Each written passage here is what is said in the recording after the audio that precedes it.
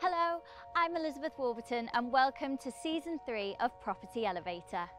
In Season 2, we saw many property professionals face the angels to try and secure that all-important funding for their property projects. And this year, we're back for more. Now, we've seen over the last year just how important it is to have your money working for you. With inflation rising and bank interest levels at their lowest in years, it's never been more important to put your money to good use. This is why so many people turn to property investing.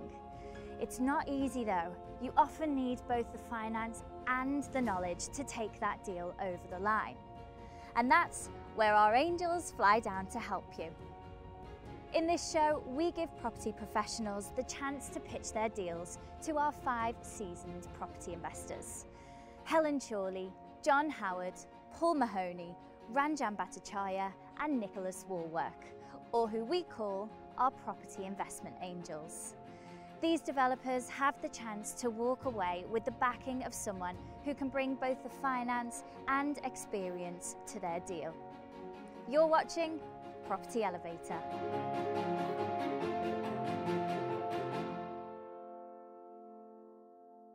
Hi, I'm John Howard. I've been a property developer and investor for 40 years, and during that time I've bought and sold in the region of 4,000 properties. My name's Paul Mahoney. I'm a property investor. I also founded Nova Financial Group, which is a property investment advisory company. My name's Helen Chorley. I'm a professional property investor. I'm also a co-founder of the Property Sisters UK community, supporting women and SME developers in the industry. My name's Nicholas Wallwork. I'm an investor, developer and owner of propertyforum.com and the development brand Redbrick. My name is Ranjan Bhattacharya. I'm a property entrepreneur, an investor and developer for the last 30 years. What exactly is for sale here? And what do we think the net profit is, remind me? Have you done anything like this before? But you don't want to be trying to find a cash buyer for more than 700 grand really. Why is it so cheap? Like I'm confused like how you can have that much just by... That's why you've got a lawyer. Yeah, of course. All this stuff that people try and find out beforehand, I don't worry about Well, that. I've just saved you That's £5 grand on legal fees, That's John. what my lawyer doesn't charge me if we don't do a deal. Welcome to episode 3. Let's see who our first pitch of the day is. Welcome to Property Elevator. Morning. Thank you for coming. That's all right. Tell us a little bit about yourself and where you've come from today. I'm Femi. I came from North London in Islington, and I'm here to pitch an idea. It's more about an idea as the type of property that I'm looking for. Ah, okay, interesting. So I work within social services. Okay. And I want to branch out and work as to running a children's home. I haven't got the property development experience, but I've got the social services. They do. Oh, so yes, don't worry exactly. about that. So that's what they're for. That's but yeah, I bring the expertise of education and the understanding of how children's homes should be run. So Really I just good. wanted to be part of the change that I wanted to see in the amazing. industry. Do you know kind of rough numbers, what you're after from the angels? Do you need a certain amount to invest? From anything from £500,000 Okay. to as much as they could Great. invest. Well, good luck. I think they'll love that. And I'll have a chat to you when you get out. Thank you. We've got Femi coming in next, and Femi's looking to purchase this very large, attractive house. I hope he's going to say he's going to convert it into flats or split it into individual houses in Bedfordshire. Shall we, let's get him in, shall we? Hi Femi, thank you very much for coming in today to see us. Would you like to tell us a little bit the deal that you're potentially looking to purchase and also a bit about yourself, please? So the deal I presented this morning is, it's more of a template, but I mean this is a deal available for purchase. It's the idea of the kind of property that I'm looking to. Well, it might well be the one. It might well be this one, yes. Yeah, I'm working in Islington in North London with social services. I'm a trained in education and psychology. So I have 8 years experience working with supporting children in foster care or at the risk of being taken into care. And what got me into this idea is because a lot of, especially in Islington, being an inner city London borough, about 60% of our children are outside, they live outside of the borough. And about 30 to 40% of those go into children's homes, both children's homes and supported living, like post-16. And I guess for me, there was a bit of there's frustration in how some of the homes are run. You know, maybe the staff are not as well trained. I trained some staff, but I saw that it's something that there is, although it's quite profitable, there's a lot of risks involved as well. But I just wanted to kind of be a change. A lot of us in my virtual school team, that's what we are, the virtual school team. So we support the education of all children looked after in the borough. So I just wanted to. I haven't got property development experience. No, but that's absolutely fine. That's absolutely fine, Femi. That's why you're here. That's absolutely fine. That's not a problem at all. So tell us what your idea is with a property like this. This is a 6-bedroom property, which could, if it was converted into, if it was a children's home, a children's home would be just like this. The more space, the better, because there's lots of activities and things that could be on site. So it would be a 5-bedroom, 4 to 5-bedroom house with an office. Obviously, the house would have to be, for a children's home, it would be Ofsted registered, run by a manager, and then support having a provider to procure for the council. Within my borough, I work with the Children's Commissioner. I've been speaking to her for the last few months, and she's, you know, fully supporting the idea because she sees the need and you know, the need for trauma-informed trained staff as well. That's a wonderful thing to try and achieve and do, and we're delighted that you've come to see us today, and all of us will have the ability to help you achieve what you want to do, I'm sure. Just going through the financials a little bit, how would financially, because interestingly I'm working with a partner on assisted living at the moment, looking to help young adults between 16 and 24 find their feet in different parts of the country, and we've got a company that we're trying to do that. So it's something that would lead on to what I already do, really. So in terms of financially, how does it work financially? Who pays the rent? So it would depend on if the local authority would lease the house. I mean, the provider would lease the house. Yes. And the local authority, they will charge the local authority. So on average, I've gone by, you know, bare minimum, usually about 4,000 a week for per child. So at occupancy of five young people in the home at 4,000 a week, it would work out to. I also calculated not 52 weeks, I did 40,000. 40 sensible, weeks. So I did at 40 weeks, which would give Helen will like the fact you've done that, because she's so hot on figures, it's unbelievable. That would give you 800,000 a year. And that would be to run the home and everything else. Yes. And then out of that, you'll pay a rent to the freeholder, rent, to us, and you, both of us, or whatever we did. And staff and everything. Okay. Else. So what would the rent roughly be, do you think, if the turnover was 800,000 a year? I haven't done that. Okay. I mean, I'm guessing that would be probably. Depends how many staff there are. How many staff would you need? About 3 to 4 staff at least. Full time? Yes. Not necessarily full time. They would take shifts, but yes, full time. How many people on site? At one there would time? have to be 2. 2 at least. For how many children?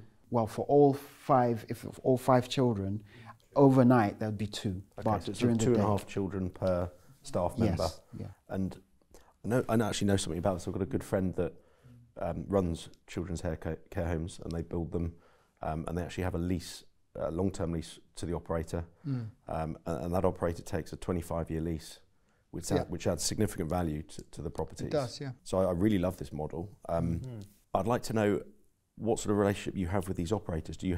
How many operators do you know, and what sort of contacts do you have within those operators? I work with the commissioner. Okay. So you're in the council side, so she would have those relationships. Yes, so she has those. And those would be open to you to ask the right questions and get those details if you were to do this. And the commissioner's behind you. You've discussed this. Yeah, I've project? spoken to her, and she's fully supported the idea. I told her, and she's ready to meet people. But yeah, because she gets loads of requests, but she it's not for her. It's more about the staff. That's that's what creates. And does the it issue. matter where in the, really realistically, this one's Bedfordshire, does it matter how close they are to London or anything like that? No, okay. It doesn't. I just did a random, my sister lives in Bedfordshire, so Oh, that's right, why. so well, that helps, yeah, absolutely. But we've, local contacts. We've got children's homes that we have young people all over, from St Helens to Glasgow, Birmingham, Oldham.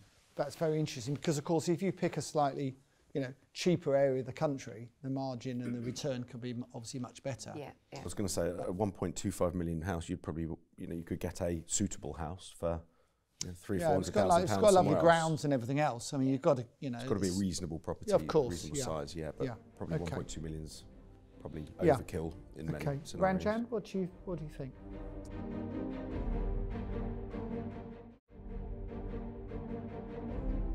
It's not something I know anything about. I just wanted to ask a question. So the Islington will take these properties anywhere in the country, but do you just take kids, does a home just take kids from one borough?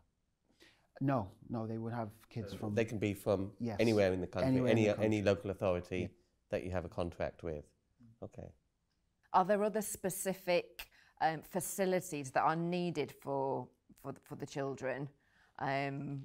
And kind of, does that have an impact on any cost that you'd need to? This just appealed to me because it's huge ground. Some children's homes are just detached, semi-detached houses with a garden. It might not have to be this big, but the potential for, if there was a house of this size, is you could educate the young people on site. Is five children the sort of sweet spot in terms of you make enough revenue to run it, or is it Quality Care Commission that oversees this industry? Yeah, it could be 4. It could be. I don't think I've not seen. Could it be 3. more than 5? It could be more than 5. Probably. What's the biggest you've seen? Yeah, the biggest I've seen was 7. Okay. That was in, I think it was in 4 Oldham. to 7. Yes, because they wouldn't want it too large. Just on the numbers, Femi, is the proposition here to buy a house and let it to the local council, or is the proposition to buy a house and set up a business to look after children? No, it's neither of those. It's buy the house and lease it to an operator who runs it, and the council provide the tenants to the operator. Do you need somebody to put that team together?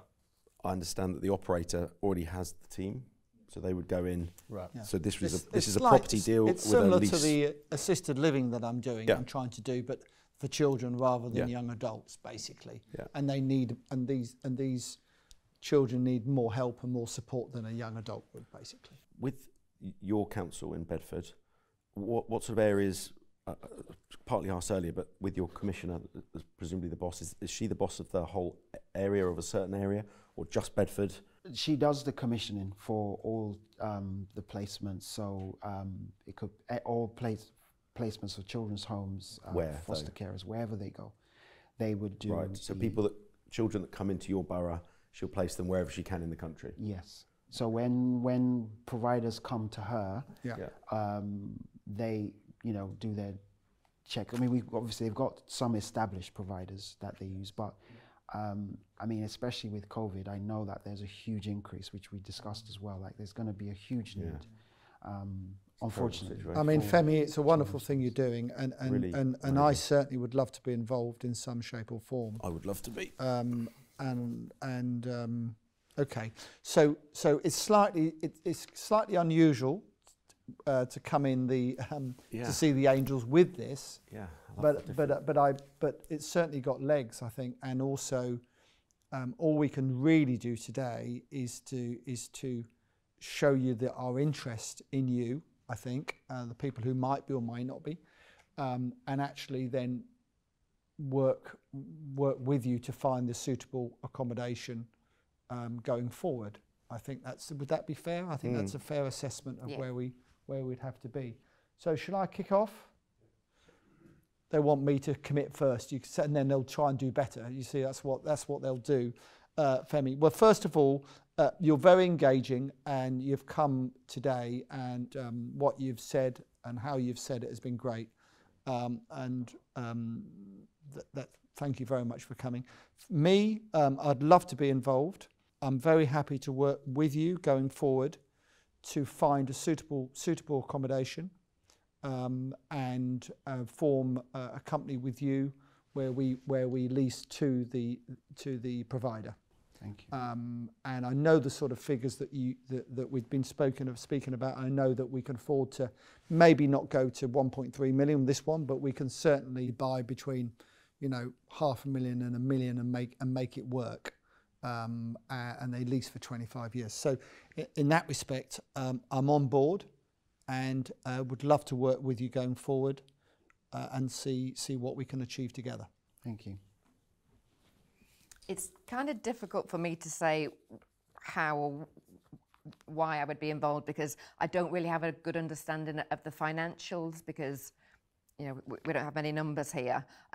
Supported living or assisted living is not something I know an awful lot about, to be entirely honest. I've got a good friend that does that, and I'm happy to kind of connect you there.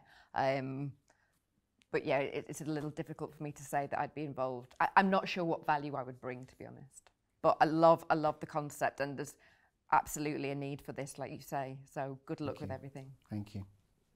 Just to echo what John said, I'd be very interested in being involved. I like the idea of, you know, the social benefit whilst it's still making sense as an investment. Obviously, Helen's right. The numbers, you know, the proof is in the pudding when it comes to numbers. But you know, from the numbers you have said, you know, I agree with John. If you can find a decent sized house for, you know, £500,000 to £1 million on those sort of figures that you mentioned, it sounds like it could make a great investment whilst doing some good at the same time. So yeah, I'd definitely be interested in keeping in touch and helping you make it work.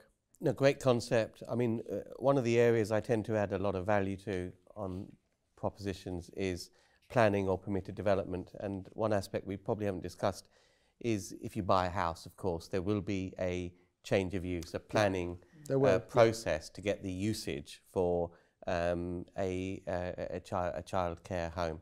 And that's not something that I've done before, and I wouldn't be able to add any value at all to it. It's a different area of planning for me. So this is not one for me, but it's a great concept. Femi, don't you worry about getting planning. We'll sort that out. So residential use class C2 currently, so shouldn't be too hard. I did look up, so for example, this is a C3, and it could still be used as a children's home, yes. From what I looked at. Yeah, no, I think you're right. Government website. I think you're right, yeah.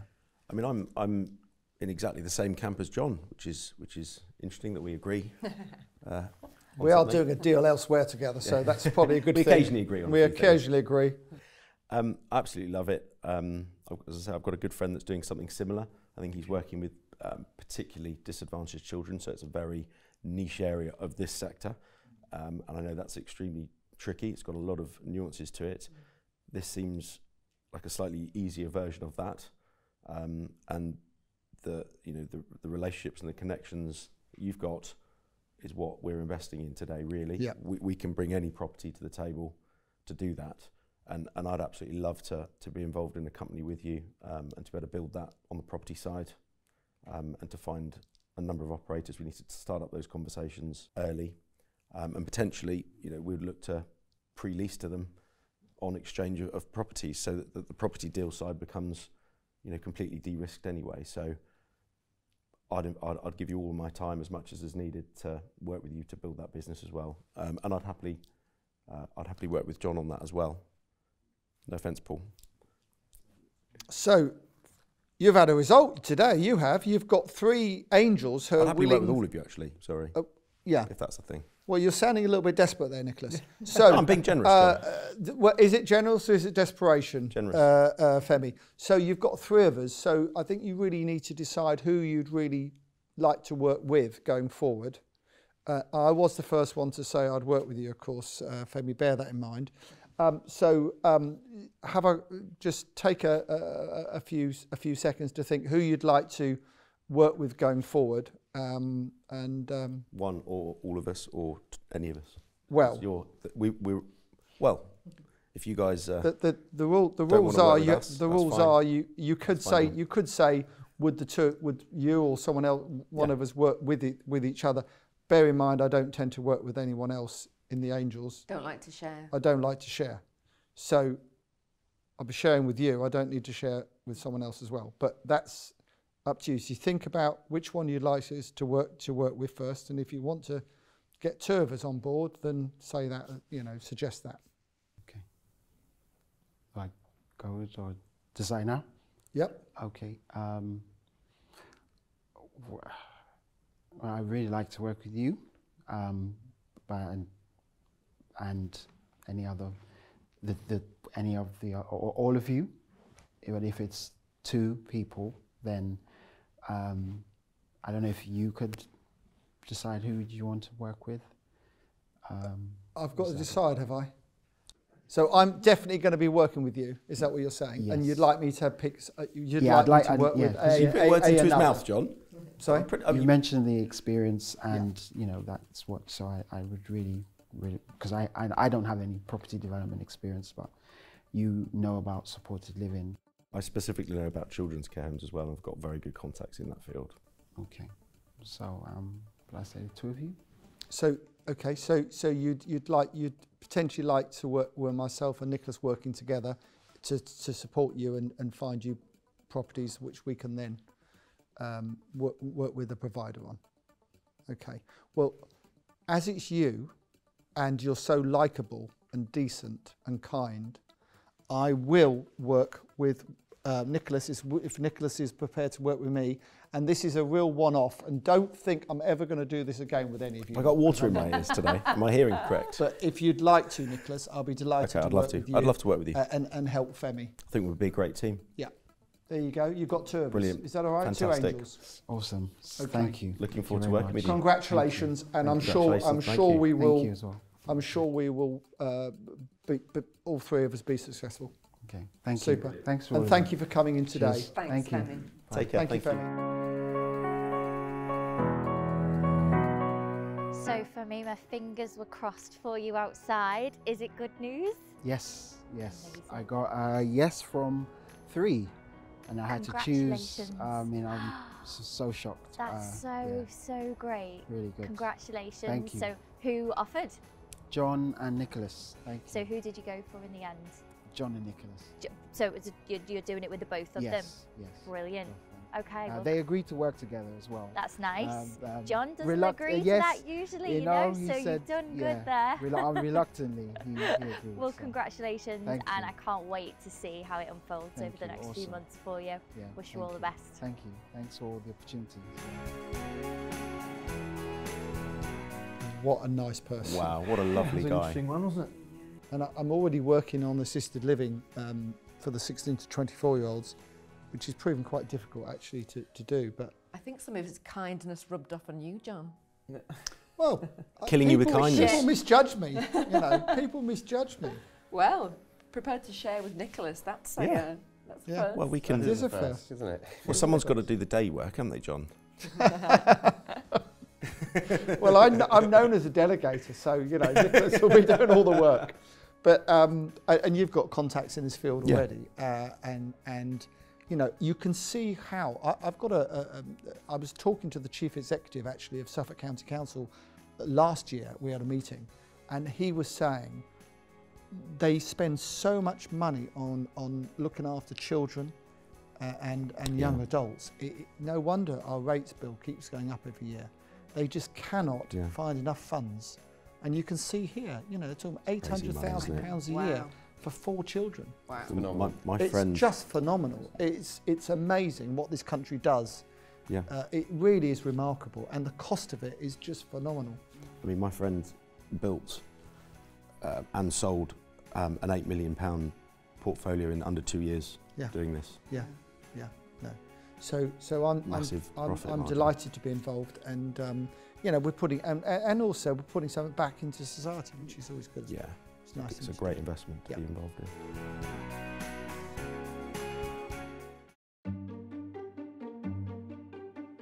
Billy, welcome to the show. Hi Lizzie, thank How you for are having you? me. I'm great, thank you. How are you? Good, yeah, really good, thanks. Where have you come from today? I've come from London.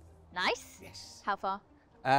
So I live in West London, Notting Hill. So tell us a little bit about yourself and where you are in your property journey. I'm a born and bred Londoner, live in West London, as I said, and I'm a proud father of a cute little naughty 2-year-old boy called Jordan.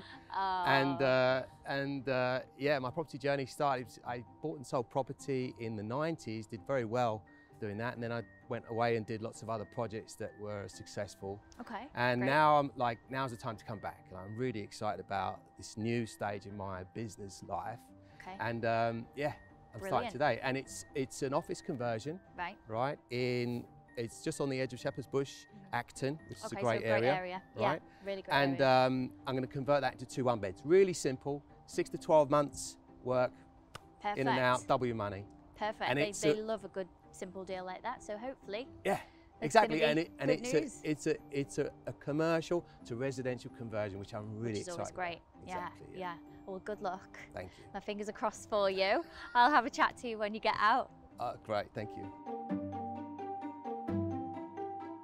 Billy, thank you very much for coming today. Can you tell us a bit about yourself and also about the deal you brought us? So I'm a Londoner, born and bred. I live in West London, Notting Hill, and I'm a proud father of a 2-year-old, cheeky little 2-year-old called Jordan. And I'm presently working in City London as a consultant for a law firm. And I'm absolutely obsessed with property at the moment. I started my property journey in the 90s. I bought and sold property successfully and stopped in 2002 to do other projects. I did music production, I had music festivals, I did create business apps. I'm a serial entrepreneur, basically. And now, right now, I'm really excited to get back into property now and build a portfolio because I just think it's a really opportune time and I just see a lot of opportunity. And tell us a bit about the deal that you brought us today. It's an office conversion. It's first floor. It's Askew Crescent off the Askew Road. And it's on the borders of Shepherd's Bush and Acton, which is a wonderful area that I'm really focused on at the moment, around W12. Yep. And it's 939 square feet. And it's going to convert it to 2 1-beds. Right. Yep. Yeah, and the big uplift opportunity is the conversion from commercial to residential. I have permission from the freeholder. He's quite happy for me to change over the use case there. I've spoken to local planning consultant. He doesn't see a reason why that shouldn't be able to change the class over. No problem. On PD? Prior approval and permit development, yes. And of course, we have our resident expert here for that as well. Yes. Just to check that, but I'm sure you're right. I'm sure you're right, Billy. Okay, who would like to kick off? Okay, so purchase price is 300k, so you haven't bought it yet. Nah. This is something that's on the market. So yes. 300, what I'm trying to get to is you mentioned permission from the freeholder. What exactly is for sale here? What's for sale is a lease. I'm buying it from a leaseholder. Yep. He's selling it on. It's a retired solicitor. It's been there for 9 years. He bought it previously from the freeholder for 999-year lease. Great. Yes. So you're buying a long leasehold interest on the first floor. Yes. Okay. Great. And you mentioned it's for sale, but you've got permission from the freeholder to convert to residential. Yes. Is that written permission, verbal? Verbal over the phone, and he said, you know, a businessman, make me an offer, shouldn't be a problem. I'm happy for anybody to live there. So when you say he's got the permission, but that's subject to paying him a consideration of some kind? Yes. Is that in here? No. Do you have any idea what that's likely to be? I have no idea what it would be. I didn't want to step into that conversation without really working with someone more experienced to do the negotiation. Okay. I would expect it not to be a grand amount. The good news is that you've asked the question and the answer is yes. So that's one of my first questions was, have you got the freeholder's permission? And in principle, you have, subject to a negotiating deal. That's fine. You and I can negotiate that deal, Billy. Don't worry about that. Yeah. Have you done anything like this before? So development, no. Refurbishments, yes. So this is the bit I'm really excited about. I'm really excited about building a team. I do know developers. I do know builders, and I've been speaking to architects and brokers, and just building a team. I'm really excited about. I assume that's where you've got the costs from, the refurbs and everything. You've spoken to somebody about that. So we're looking at 70k refurb to make it into 2 1-beds. Legal fees around 3,000, and And what do we think the net profit is? Remind me. The GDV is 786. Yep.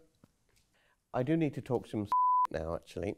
One of the problems... That'll make a change. Rude. One problem or area that you've always got to address, particularly when you're only getting a leasehold interest, you want to divide this into 2 one-bedroom flats. Normally when you buy the freehold, you've got full control to get basically the waste pipe out however you want. Yeah. So the ground floor is subject to a long lease, so you've got no rights to go in there and do whatever you like. It seems like the loos and the services are located at one end of the floor plan. You want to divide it into 2 flats. Good point.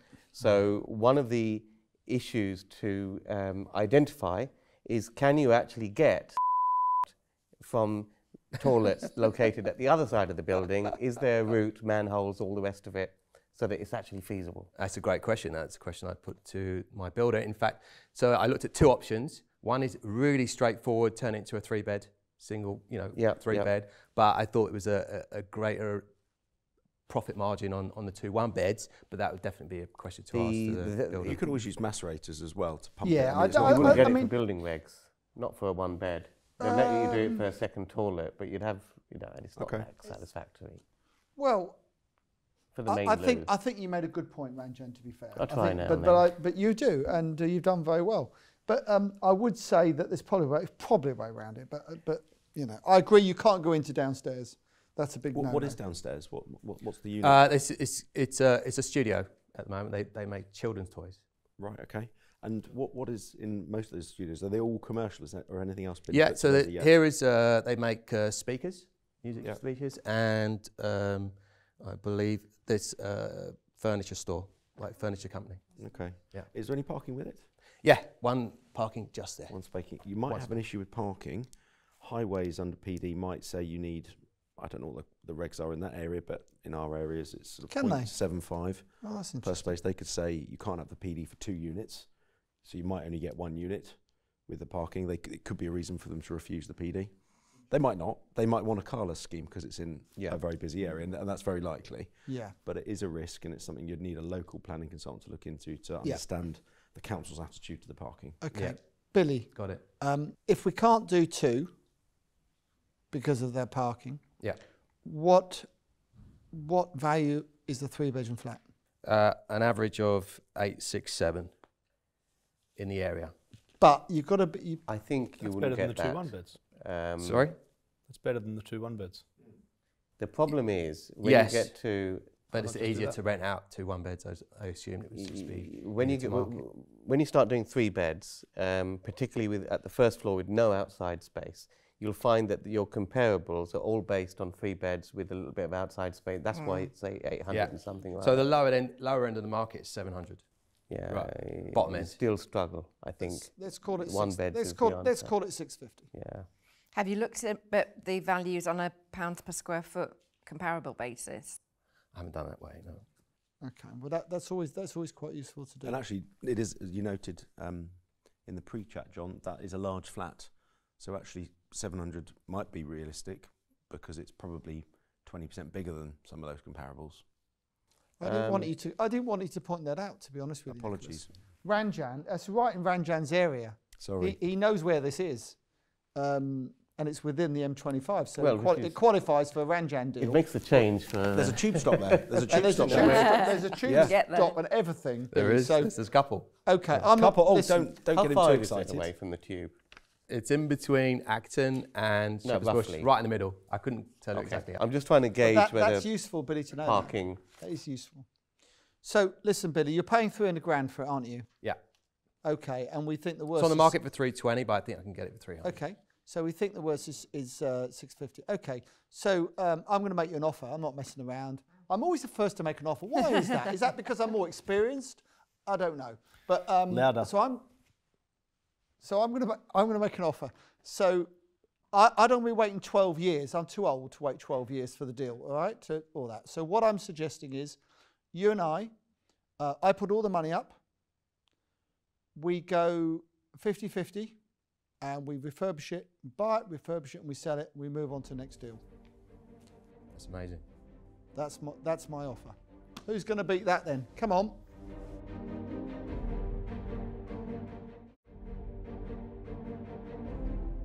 What is your planned exit on this? Because you have noted a holding period of 12 years. Yeah.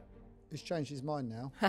So originally, before I came, Well, John's before I changed his came in mind. front of you guys, I was going to refinance. Right. Yeah. Yeah. And move on. By the way, if you want to refinance, that's fine. Take me out on my share. I'm Sure. very happy to do that. You said, Billy, you can do either.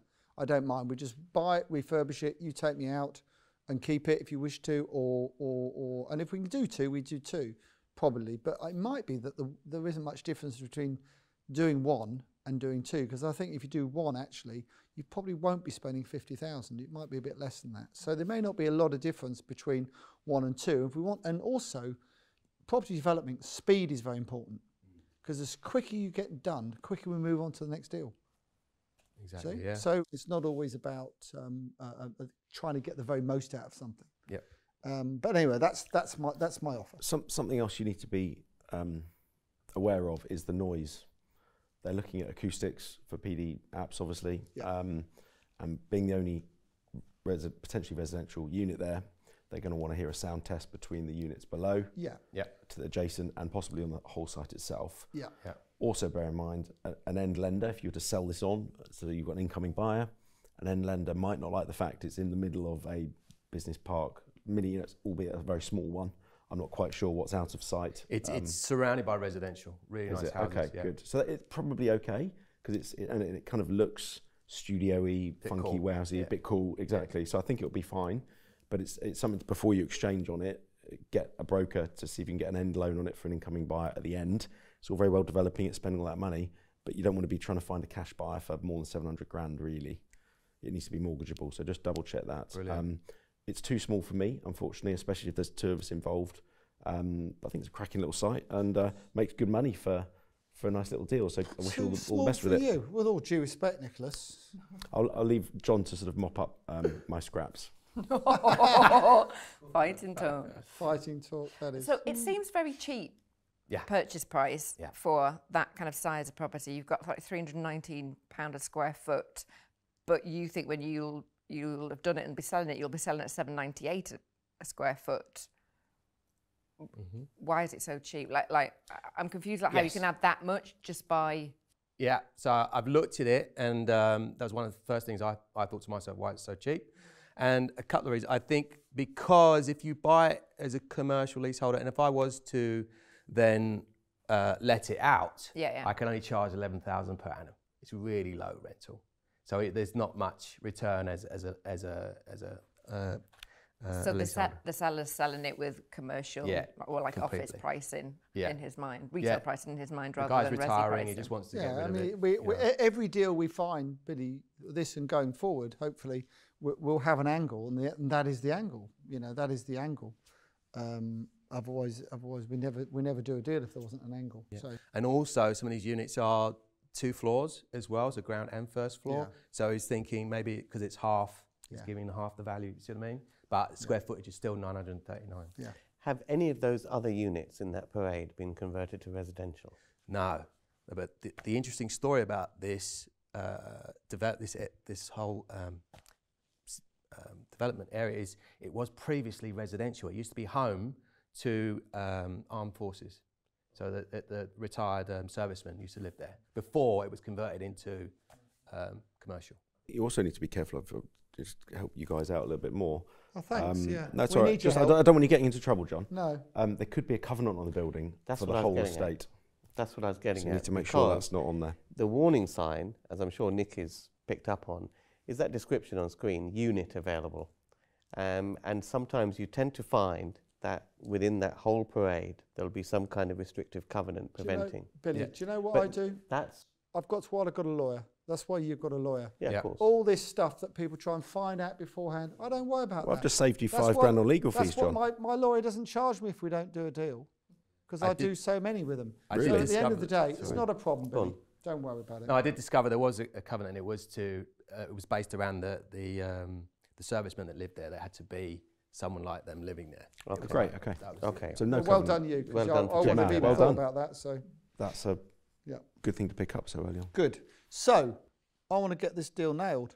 So who else wants to bid on this? Yeah, I like it, but I don't know if I can beat you. I'll do the same thing Yeah. and give you 55% profit.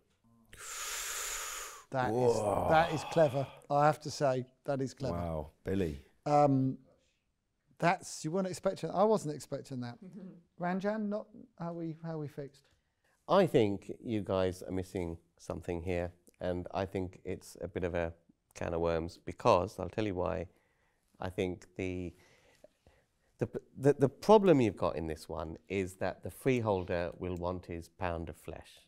And when you have to submit to him plans of what you're going to do, and he's just going to look at those plans and say, okay, these flats or flat is worth this, I want this. And you tend to find that sometimes it's just not economically viable. No, well, the profit is sucked up. He in might there. do, Ranjan, but he might not. And if we all had that attitude, we get No. no If deals that off was the bottomed out and presented. Yeah, but what I'm saying is, we know what you we're know, dealing yes, with. I understand that, but he has found out that who the freeholder is and that he's willing to do a deal.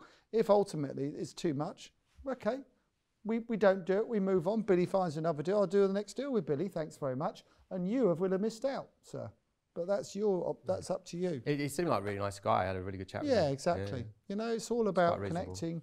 Billy's experience in life in general, you know, he's gonna, you don't have any problems. There's always some unknowns at this stage, right? Yeah. If Of that course. kills the And deal, that it- kills the deal. And it's so Move on to the next one. subject to due diligence and all the rest of it. But thank you for your advice, Ranjan. I couldn't offer you anything better than the chaps have offered you, so I'll let them fight it out. Thank you. So you've got two choices. You've got an Australian or someone English. Now, that should make no difference to you whatsoever, because he is Irish as well. difference. He's got Irish blood in him as well. So it's entirely up to you. It's 50% with me, and it's more with Paul. And if you go with Paul, you would, I have to be honest, you'll have a very, very good partner in Paul. And he owns a lot of property, does a lot of deals, and I'm not, you know, he's offering more. So that's entirely up to you which one you want to go with. If you want to go with either of us, of course, you might decide you want to plough along on your own. I've made my decision already. I'm going to go with you, John, please. Okay, thank you very much. Thank you for your offer, Paul. It's all right. Thank you very much, Billy.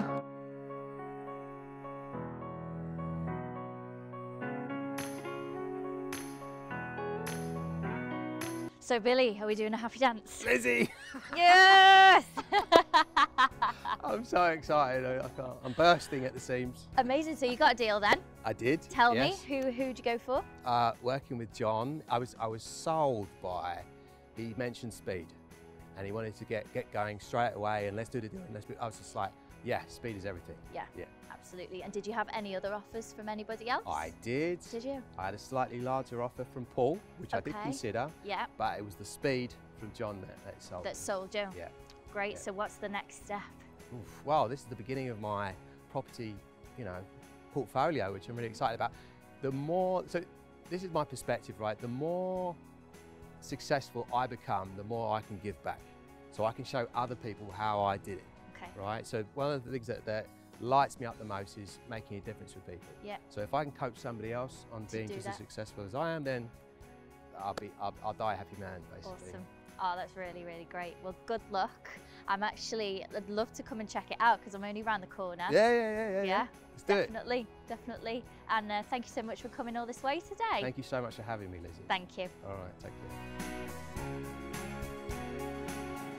I think he's really investable, isn't he? Very Yeah, investable. yeah, he's very, really very, That's the very point. likeable. Yes. And knows the area well. And I want to do more in London. Yeah. So actually, Yeah. for me, Yeah. Good And that local. will sell. the risk is it's the first one. The rest will be developed as residential. Clearly, probably it is the first one, and that is a bit of a risk. But if it is residential round it, we take a little bit at that money. You can take a bit of a view.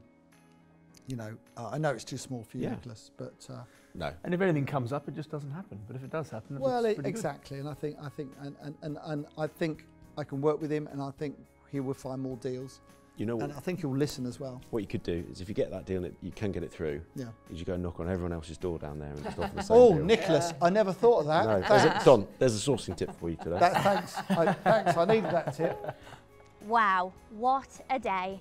This series has shown that opportunity really is everywhere in the UK for people and their property investment journey. All it takes is hard work, determination, and sometimes a little bit of help from our angels. We'll see you next time on Property Elevator.